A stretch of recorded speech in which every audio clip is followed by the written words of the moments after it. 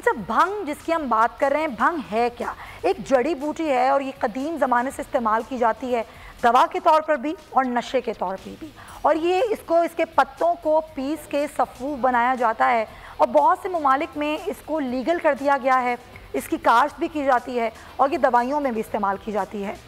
इसी पर हम बात करेंगे। हनीफ अजारी साहब हमारे साथ मौजूद हैं, इकोनॉमिस्ट हैं, faculty of pharmaceutical and value chain. बहुत शुक्रिया हनीफ साहब आपके वक्त का। सर, जब ये कहा जाता है कि भंग एक पुराना पौधा, एक जड़ी बूटी जिसको बहुत सारे ममालिक में लीगली काश्त भी किया जाता है, दवाइयों में भी इस्तेमाल किया जाता है, जिसमें कैंसर और दर्द की दवाइयाँ हैं, तो ये कैसे होता है ज़रा मुझे बताइएगा। और इसमें से वो जो सुरूर का एक फैक्टर होता है उसको कैसे निकाला जाता है और ये कितना कारआमद होता है?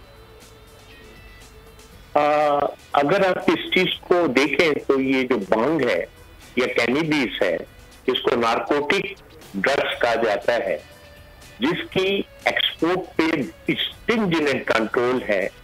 आई डोंट नो कैसे कहा जा रहा है कि इसकी एक्सपोर्ट की परमिशन मिल जाएगी। जी। और इंपोर्ट्स भी बहुत कंट्रोल्स के तरीके से हैं, because you have to take a permission from the different department तो वो यहाँ पर आ जाए। इसकी हिफाजियत बहुत है, नो डाउट। नोजिया के लिए बहुत अच्छा है, वेट लॉस के लिए बहुत अच्छा है, एंटी टीबी के लिए बहुत अच्छा है। लेकिन ये खाली भांग की काट से कुछ नहीं होगा।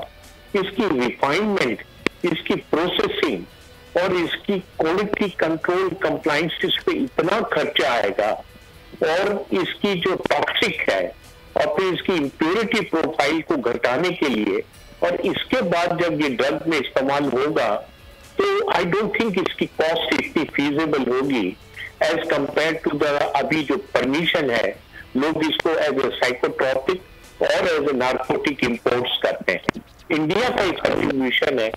देखिए, एक बात तो मैं आपको बता दूं, इसके लिए थोड़ी कंट्री की ब्रांडिंग भी बहुत अच्छी करनी पड़ेगी। अच्छा। अगर हम इसमें आ गए तो मेरे ख्याल है हमको परमिशन नहीं मिले। सर, लेकिन ये फवाद चौधरी साहब तो कह रहे हैं अरबों डॉलर की का मंसूबा है। ये भंग की जो हम इंडस्ट्री लगाने जा रहे हैं, ये कुछ छोटी मोटी चीज़ नहीं है, ये इससे बहुत फ़ायदा होगा। आप कह रहे हैं कि फिजिबिलिटी नहीं बनेगी, हुकूमत फिर कैसे कह रही है? मैं आपको एक बात बता रहा हूँ, इसकी फिजिबिलिटी उसी शक्ल में बन सकती है कि दुनिया की टॉप मोस्ट केमिकल कंपनीज हैं जो कि इसका बड़ा रिस्ट्रिक्टेड एक्सपोर्ट करती हैं, वो पाकिस्तान में डायरेक्ट इसको प्लांट लगाएं, इन्वेस्टमेंट करें और इसकी मॉनिटरिंग करें।